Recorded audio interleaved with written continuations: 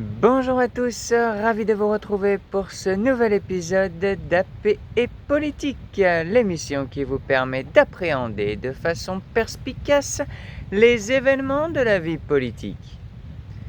Et aujourd'hui, le thermomètre politique affiche une surchauffe inédite au sommet de l'État.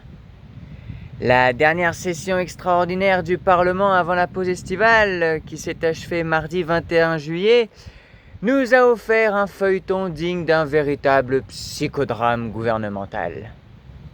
Le sujet de notre émission, la loi d'urgence agricole définitivement adoptée par le Parlement, la menace de démission fracassante de la ministre de la Transition écologique Monique Barbu, et cette question centrale qui hante les couloirs du pouvoir: le gouvernement est-il en train de se déchirer en arbitrant entre la défense de nos agriculteurs et la préservation de l'environnement? Pendant cette émission, nous allons détricoter ensemble les fils de cette crise majeure.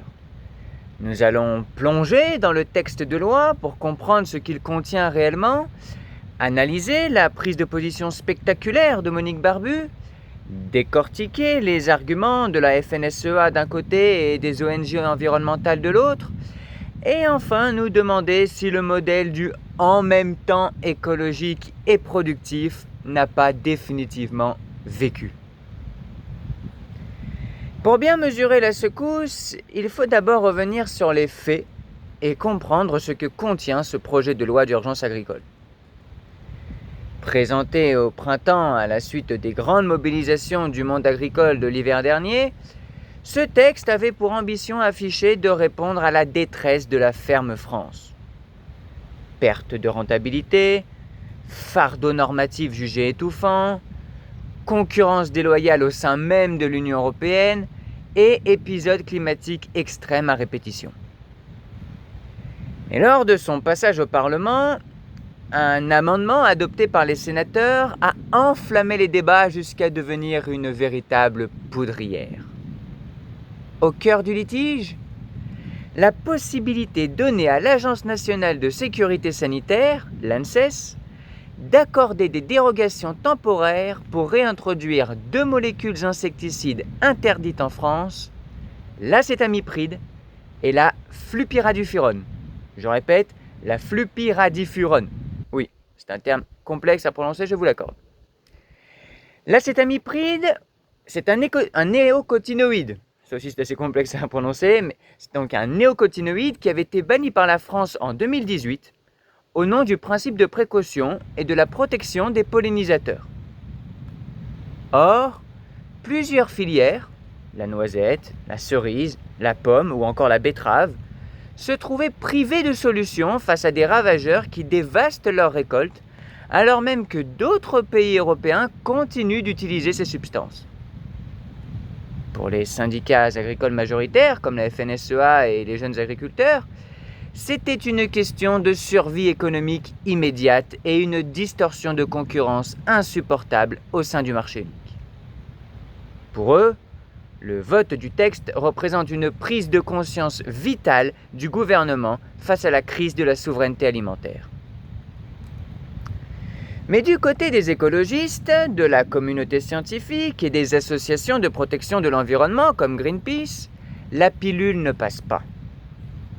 Ils dénoncent un recul sanitaire et environnemental majeur, accusant le gouvernement d'outrepasser la science et de régresser sur la santé publique au moment même où les études continuent d'accumuler les doutes sur l'impact de ces molécules.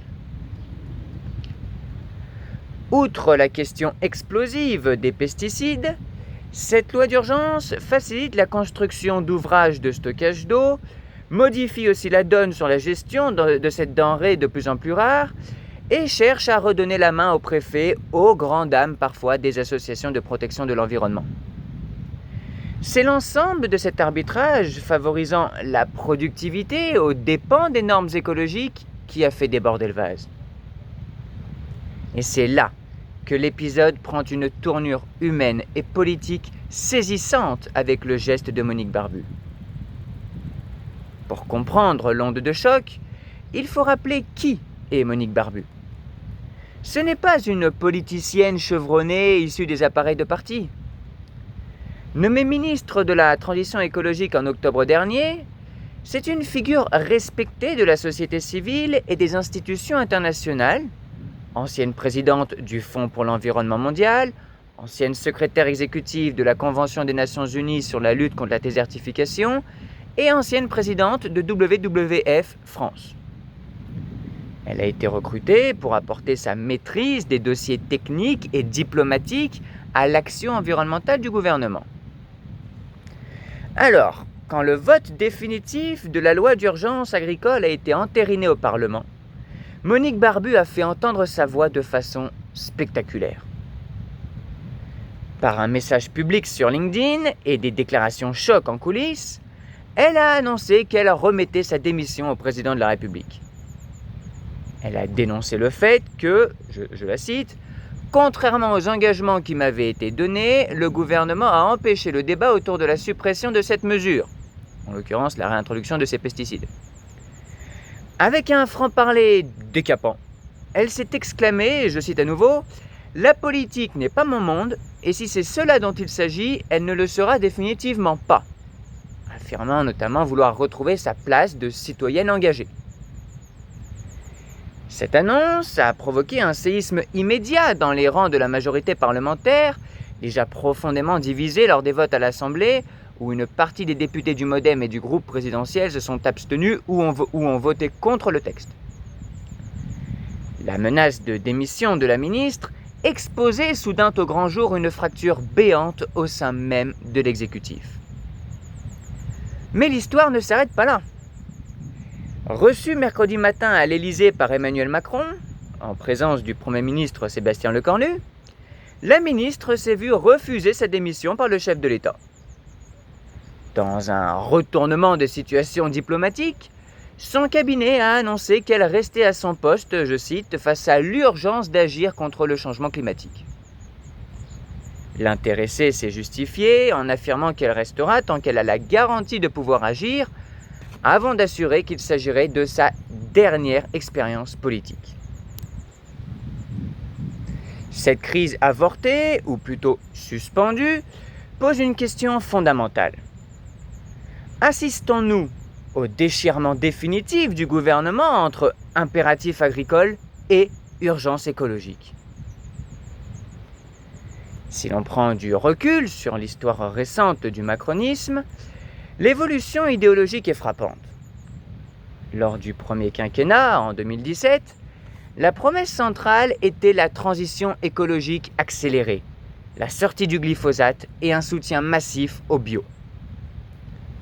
Mais la succession de crises mondiales, la pandémie, la guerre en Ukraine, l'inflation, la colère du monde agricole, a profondément déplacé le centre de gravité politique. La notion de souveraineté agricole et alimentaire est devenue le mot d'ordre prioritaire, légitimement un assouplissement des normes environnementales pour préserver les volumes de production de la ferme France face à la concurrence étrangère. Ce glissement crée une tension permanente. D'un côté, les agriculteurs expliquent qu'on ne peut pas leur demander d'être plus verts tout en acceptant qu'ils fassent faillite parce que leurs concurrents européens ou extra-européens ont le droit d'utiliser des molécules interdites chez nous. Ils demandent du pragmatisme, du temps et du soutien économique. De l'autre côté, les ONG et les acteurs de la santé environnementale soulignent que sacrifier la qualité de l'eau, la biodiversité et la santé des sols au nom de l'urgence économique immédiate est une stratégie aveugle qui détruira à moyen terme les conditions mêmes de la production agricole. Le maintien de Monique Barbu au gouvernement permet d'éviter une crise ministérielle ouverte et immédiate, mais il ne résout en rien la contradiction de fond. En réalité, le gouvernement se retrouve à pratiquer un exercice de grand écart permanent. Rassurer la FNSEA en faisant sauter des verrous réglementaires, tout en retenant une ministre de l'écologie issue du milieu associatif pour conserver un semblant de caution verte. Alors, Quels enseignements tirer pour l'avenir de nos politiques publiques? D'abord, cet épisode montre que la méthode du compromis flou est arrivée au bout de sa logique. On ne peut pas promettre l'excellence environnementale et le principe de précaution absolue le lundi, puis voter des dérogations sur des insecticides controversés le mardi, sans provoquer de rupture au sein de l'appareil d'État. Ensuite, la question centrale pour les mois à venir sera celle des décrets d'application. La loi est votée, mais tout se jouera dans la rédaction précise des textes réglementaires par les ministères de l'Agriculture et de la Transition écologique. C'est sur ce terrain technique que Monique Barbu tentera de poser ses garde-fous, tandis que les syndicats agricoles exigeront une mise en œuvre rapide et sans entrave. Enfin, cet épisode révèle la difficulté d'intégrer des personnalités de la société civile au sein de décideurs politiques habitués à la réelle politique et aux arbitrages d'appareils. Quand une experte non partisane refuse la langue de bois et met sa démission dans la balance pour faire respecter ses principes, elle bouscule tout le jeu politique traditionnel. Merci à tous d'avoir suivi ce décryptage de la crise de la loi d'urgence agricole et des tensions au sommet de l'État. N'hésitez pas à partager vos réactions en commentaire et à vous abonner à ma chaîne YouTube pour recevoir chaque jour une analyse de l'actualité.